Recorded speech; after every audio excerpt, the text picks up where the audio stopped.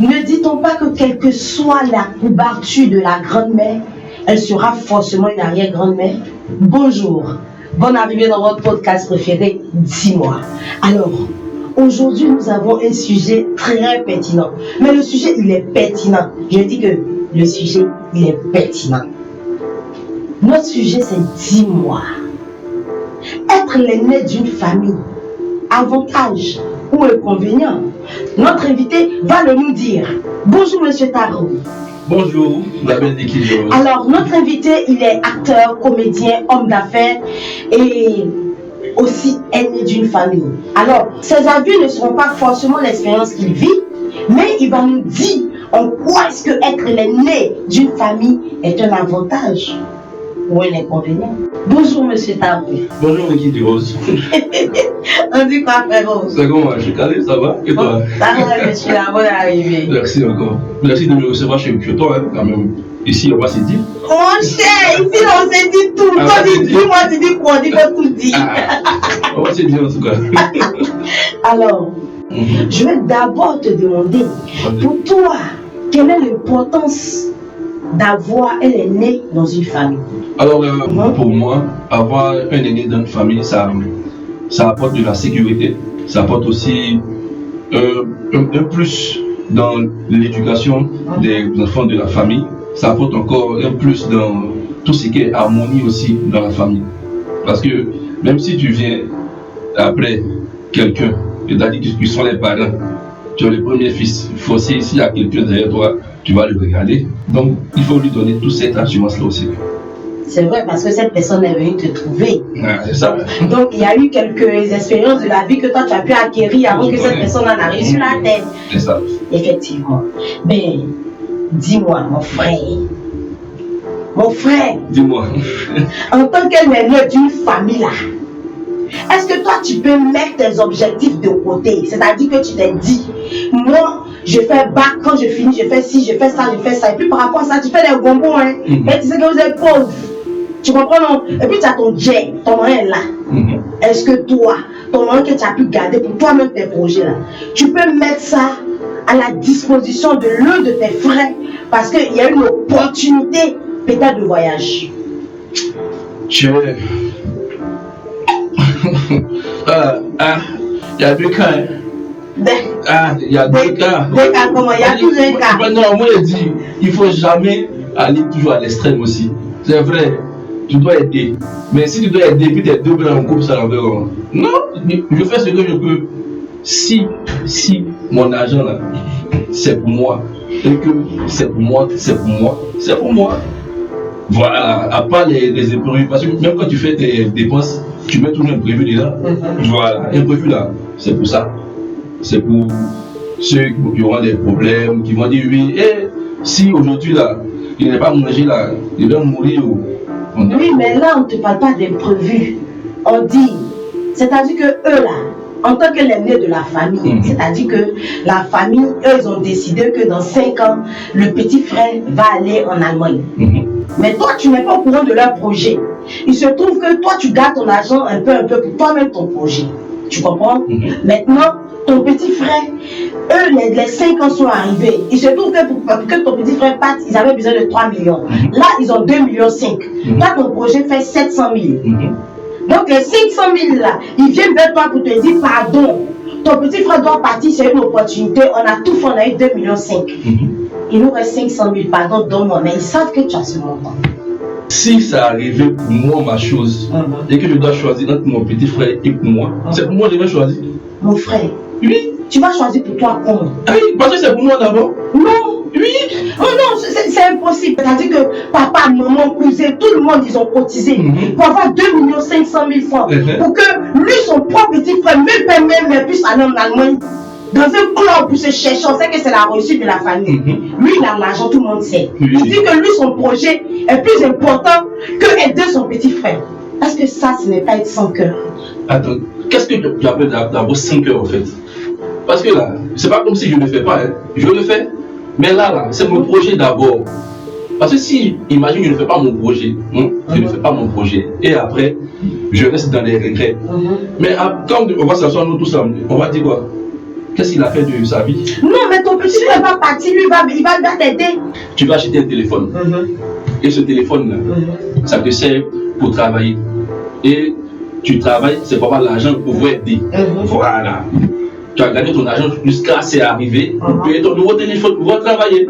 Et c'est là on veut te dire, ah, que voici tel truc. Vraiment, il faut essayer de voir comment on va gérer cette situation-là. Tu sais que si tu t'as donné, tu vas encore recommencer encore tous les sacrifices que tu as fait pour pouvoir avoir cet argent. Donc ton téléphone est mieux que l'avenir de ton petit frère. Mon téléphone n'est pas seulement que le téléphone, mais c'est mon avenir aussi. Ton avenir c'est tout d'un téléphone. Mais si je travaille avec ça. Non, mon frère, on n'a qu'à se dire la vérité. Attends. Si je travaille avec ça, de me priver, et puis. Donc, attends. Niki, tu fais quoi même? Niki fait quoi comme moi? Tu es dans ma place même. Il faut te mettre dans ma place, attends. Toi, il faut te mettre dans ma place. Tu es là, tu réfléchis à avoir. En tout cas, tu as un projet. Tu es là, tu réfléchis. Tu réfléchis à voir comment avoir les moyens pour réaliser ce projet-là. Un projet de vie. Voilà. Et on vient te surprendre avec ça. Parce que tu penses que si tu savais que ton petit frère devait aller quelque part, tu n'allais pas t'apprêter pour ça. Ouais, bon.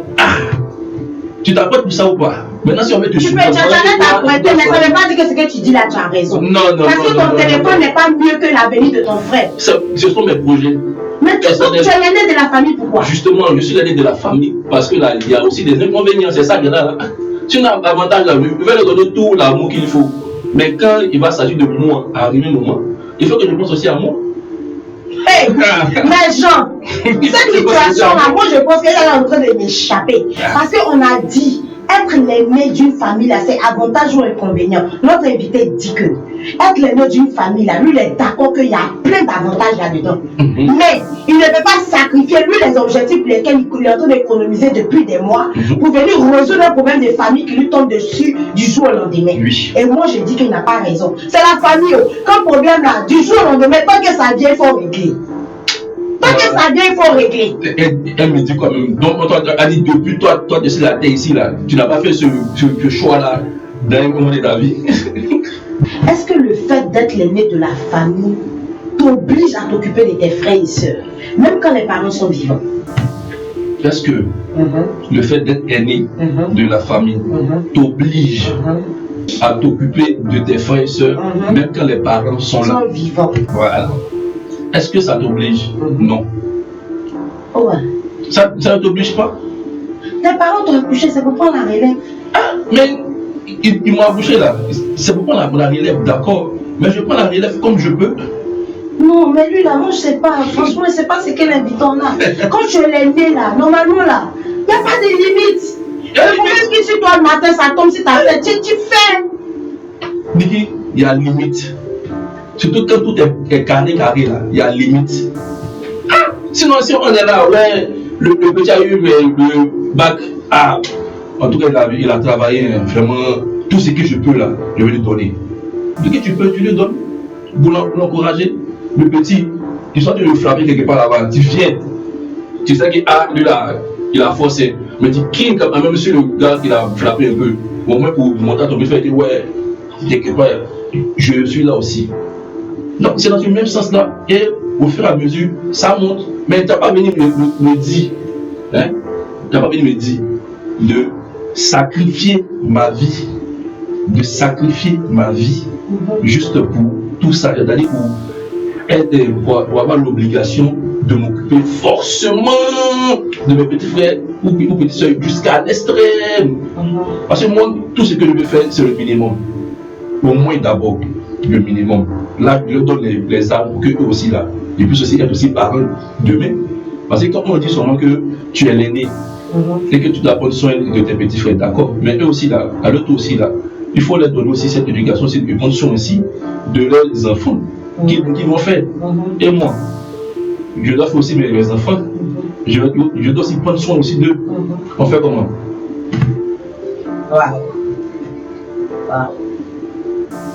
Bon, moi je suis du principe que la famille avant tout.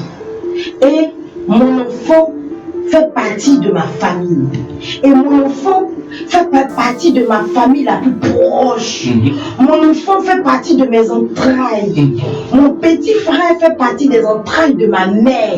Donc des entrailles d'où je viens. Encore plus important pour moi.